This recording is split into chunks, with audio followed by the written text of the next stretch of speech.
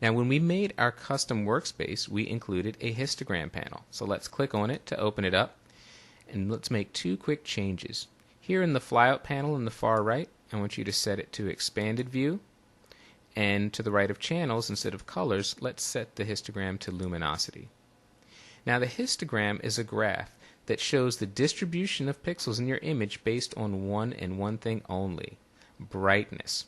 So it shows you how many pixels reside at a particular level of brightness.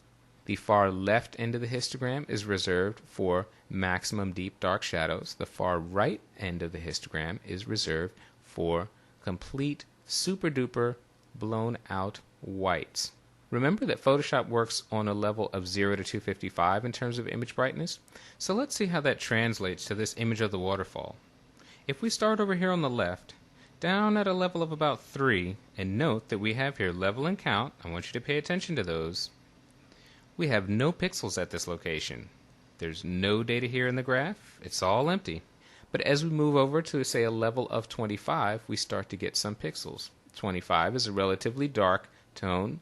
As we move over to the right, just underneath where this peak is, at a level of about 60, 61, we can see that's where we have the greatest number of pixels in this image. And we've actually, if you look at count, we've got 3,260 pixels residing at that level. As we move over to the right, we're heading towards our mid-tone areas. Now we're at a level of 128, and we have a small little peak there, a little hump. We've got 818 pixels at that mid-tone level.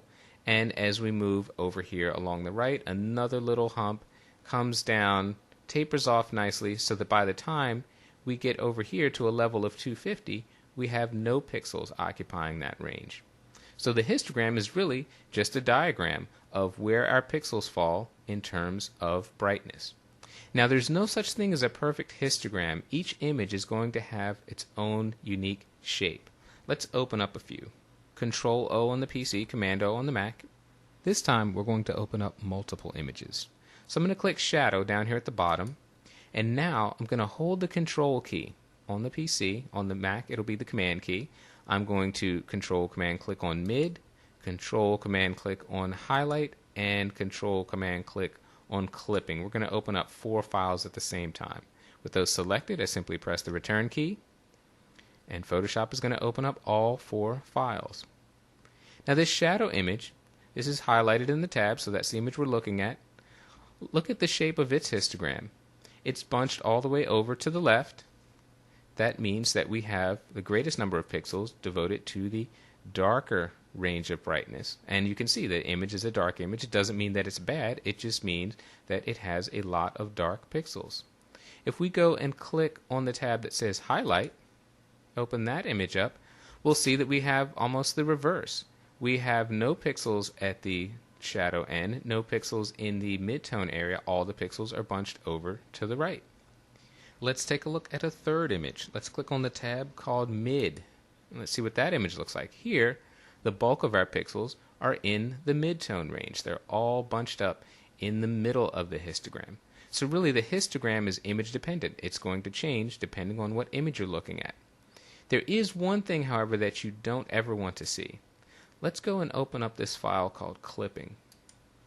You can see at the far right of that histogram, we have for the first time a slender peak that butts right up against the right end of the histogram.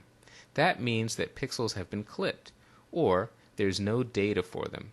That's the one thing that we do want to avoid with a histogram. In this image, the greatest number of pixels is residing at that maximum level. That would be 255. And if a pixel is at 255, it's just pure white. There's no detail, no information. And we can see in the image that corresponds to this area here with our blown out sky. There's no detail, no information in there, and that's a situation that we'd like to avoid at all costs.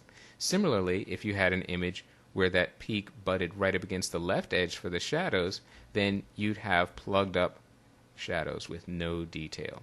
So those are really the only 2 scenarios we want to avoid with the histogram. Otherwise, just get used to the fact that different images are going to have different shapes in the histogram. If this warning icon in the histogram panel has been bugging you for the past 6 minutes, you can simply click to update the cache that Photoshop is using to display the histogram.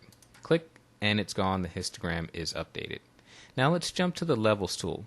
We're going to click on Full Range, open up Image, Adjustments, and the Levels tool.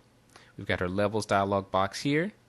Notice that in the Levels dialog we have the histogram. So let's close this histogram panel. We don't need to see it twice. In this Levels dialog box, we've got 3 sliders beneath the histogram. One at the left for the shadows, a gray one in the middle for the midtones, and one on the far right for the highlights. And this is how the Levels tool works. We move these sliders. Right now in this image, any pixel indicated by a graph in the histogram that resides above where this slider is pointing is going to be set to maximum black. So if I drag this over to the right, I have set all of these pixels directly above it to be maximum black.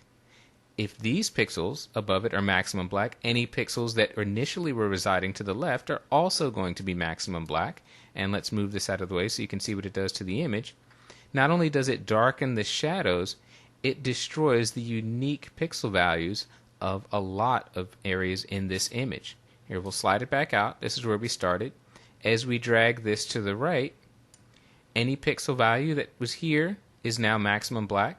So before we had a distinction between pixels that were darker, pixels that were even darker. Now they have all been set to the same value. I'll slide this back out. Same thing will happen on the highlight end. If we click this highlight slider and drag it over to the left, now any pixels that are residing directly above this are set to maximum white, meaning any pixels that were brighter than that initially are also set to maximum white. So this is actually clipping colors and throwing away unique pixel information, setting them all, in this case, to maximum white. This middle slider indicates where a pixel is going to be at a middle brightness value. So if we drag it to the left, the image brightens because now these pixels, which were dark, are now at a middle level of brightness. If we drag this slider to the right, the image gets darker because these pixels, which were bright, have now been brought down to a middle level of brightness.